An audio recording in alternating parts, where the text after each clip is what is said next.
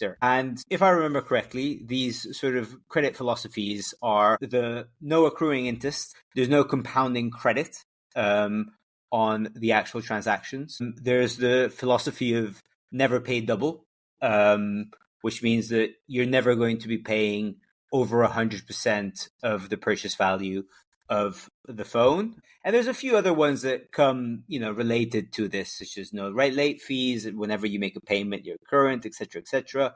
Tell me a little bit about the consumer credit angle of these. You've mentioned the psychological aspect of, this is a model that people understand. But from a business perspective, why have you decided on, for instance, not having any compounding interest on the credit? It's not typical for credit companies to not have interest rates. Yeah, it's really interesting. I think, again, for us, the inspiration goes back to those prepaid minutes.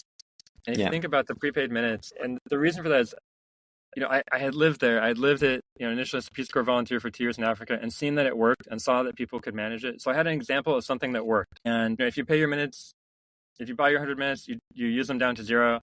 There's not a late fee. There's not a penalty fee. If you don't use your phone for a week, there's not a penalty. Maybe you're sick, so you're just in bed for a week. You don't have to pay. Like that makes sense. That's fair.